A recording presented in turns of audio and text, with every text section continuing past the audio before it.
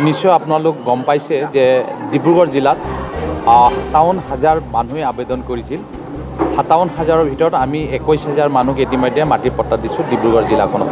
তাৰ ভিতৰত লাহোৱাল চাবুৱা সমষ্টিৰ 750জনক আজি মাটিৰ পট্টা আমি দিয়া হৈছে।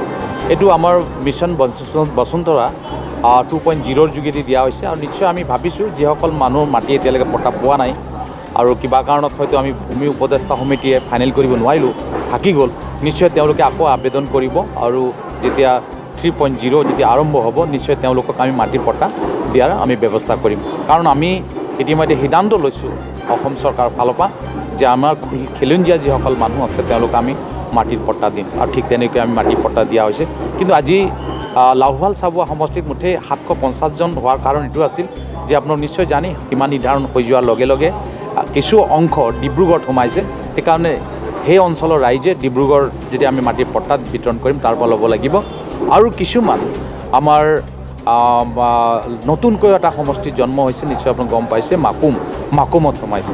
তো তাতো গৈ তেওঁলোক মাটিৰ পট্টা ল'ব। সেইকাৰণে ইয়াত অলপ কম হৈছে আৰু নিশ্চয় আশা ৰাখিছোঁ এই লাহোৱাল চাবুৱা নতুন যিটো সমষ্টি হৈছে সমষ্টিৰ যাতে যিসকল খিলঞ্জীয়া মানুহ মাটিৰ কাৰণে আবেদন কৰিছে সকলোৱে পাওক, সেইটো মই কামনা কৰিছোঁ।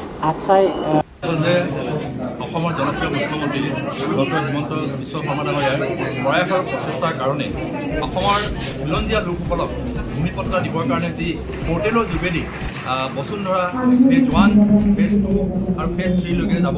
তো মই ভাবোঁ যে আমাৰ নৱগঠিত লাহোৱাল চাবুৱা বিধানসভা সমষ্টিত ইতিমধ্যে 750গৰাকীক আজি আমি পট্টাদাৰসকলক পট্টা দিয়াৰ ব্যৱস্থা কৰা হৈছে। আৰু আমি যদি চাওঁ যে এটা পাৰ্ট আধা ভূমি গুচি গ'ল আমাৰ ডিব্ৰুগড় সমষ্টিলৈকে, তাত প্ৰায় আমাৰ 15খন মানুহে ইতিমধ্যে তাত পট্টা লাভ কৰিছিল। আৰু এই পাৰ্টত যিহেতু তেনেকুৱা বহুত লোকে এপ্লাই কৰিছিল, প্ৰায়সকলে পাবলৈ সক্ষম হৈছে আৰু কিছু লোকে পাবলগীয়া আছে। আৰু সেইখিনিকো ইতিমধ্যে আমাৰ চৰকাৰে বিবেচনা কৰিছে যে কিছুমান তেনেকুৱা গেজিং লেণ্ডতো আছে যিবিলাক 2011 চনত সুপ্ৰিম কোৰ্টে এটা ভাৰ্ডিক্ট দিছিলে যে চৰণীয়া পথাৰ হিচাপে, আৰু সেইকাৰণে সেইখিনি দিয়াৰ ক্ষেত্ৰত কিছু টেকনিকেল প্ৰব্লেম থকাৰ কাৰণে হয়তো গেজিং লেণ্ডৰ যিখিনি আছিলে তেওঁলোকে এপ্লাই কৰাৰ কাৰণে পোৱা নাই। কিন্তু এইবাৰ অসমৰ মাননীয় মুখ্যমন্ত্ৰী মহোদয়ে কৈছে যে যিবিলাক তেনেকুৱা বিজিআৰ মাটি আছে অৰ্থাৎ গেজিং লেণ্ড আছে যিবিলাক চৰণীয়া পথাৰ হিচাপে 2011 চনত সুপ্ৰিম কোৰ্টে ৰায় দিছে আৰু সেইবিলাককো ইতিমধ্যে অসমৰ মাননীয় মুখ্যমন্ত্ৰী ডক্টৰ হিমন্ত বিশ্ব শৰ্মা ডাঙৰীয়াই এটা সিদ্ধান্ত লৈছে। সেই গেজিং লেণ্ডবোৰত যিহেতু আমাৰ যিসকলে বহুদিনৰ পৰা তাতে তেওঁলোকে ভূমি দখল কৰি তেওঁলোকে তাত জীৱিকা নিৰ্বাহ কৰি আহিছে বা খেতি বাতি কৰি আহিছে, সেই সকলোকো আমি দিয়াৰ কাৰণে এটা টেকনিকেল কিছু সেইখিনি ঠিক ঠাক কৰি পেলাই সেই সকলোকো আমি দিয়াৰ কাৰণে আমাৰ চৰকাৰে সিদ্ধান্ত লৈছে। তো মই ভাবোঁ যে আগতে মই নিজৰ মাটিডোখৰ বিশ্বাস নকৰিব, মোৰ নিজৰ মাটিডোখৰকে মই নিজে সেইখিনি যেতিয়া মাটি পট্টা উলিয়াবলৈ গৈছিলোঁ প্ৰায় মোৰ 10 বছৰমান লাগিলে। আমাৰ দেউতা ঢুকাই গ'ল, মই নিজৰ কথা কৈছোঁ। কিন্তু আজিৰ ডেটত যদি চাওঁ যে মাটি পট্টা পাবৰ কাৰণে খুব এটা মানে হেৰিয়াত খৰতকীয়াকৈ এটা পৰ্টেলৰ যোগেদি এপ্লাই কৰি সেই মাটি পট্টা দিয়া আমাৰ চৰকাৰে সিদ্ধান্ত গ্ৰহণ কৰিছে। সেইকাৰণে মই ভাবোঁ যে এইখন চৰকাৰে আগন্তুক দিনত এই ধৰণে যাতে আমাৰ দৰিদ্ৰ সীমাৰেখাসকলক থকা খিলঞ্জীয়াসকলক যিকোনো ফালৰ পৰা অন্যান্য ধৰণৰ স্কিমৰ যোগেদি হওক বা আজি ভূমি পট্টাৰ ক্ষেত্ৰতে হওক সকলো ফালেদি যাতে আৰু আগবাঢ়ি যায় মই তাৰে কামনা কৰিছোঁ। আৰু মুখ্যমন্ত্ৰী মহোদয় ধন্যবাদ আৰু কৃতজ্ঞতা জনাইছোঁ। চাওক, ৰাজনীতিত মই কৈছোঁৱে যে যিমান ভাল কাম কৰিলেও বা হেৰি কৰিলেও কেতিয়াবা অকণমান বিৰোধীৰ কিছুমান অপশক্তিয়ে কিছুমান তেনেকুৱা মেছেজ বা বাৰ্তা লৈ আনে আৰু সেই ধৰণে এইটো সময়ত অকণমান থাকিবই, এইটো সময়ত তেনেকুৱা এণ্টিনকাম বেছি অকণমান ওলাবই, সেইটো এটা স্বাভাৱিক কথা।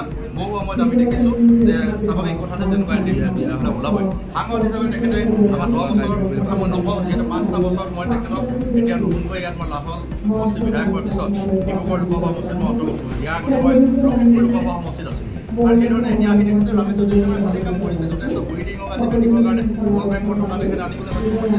আজি আমাৰ লাহোৱালৰ অভাৰ স্কুল তেখেতৰ প্ৰচেষ্টাৰ কাৰণে আজি এখন আনিবলৈ সক্ষম হৈছে।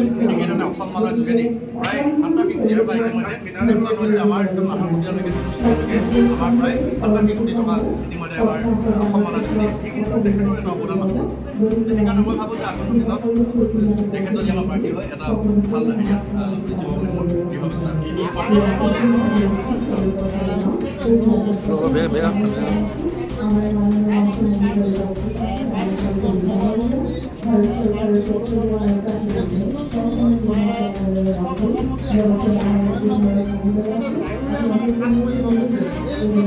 নৰেন্দ্ৰ মোদী ছবি এটা ল'ব নহ'ব পাৰে, কথা কৈছোঁ, এইটো কথা নহয়।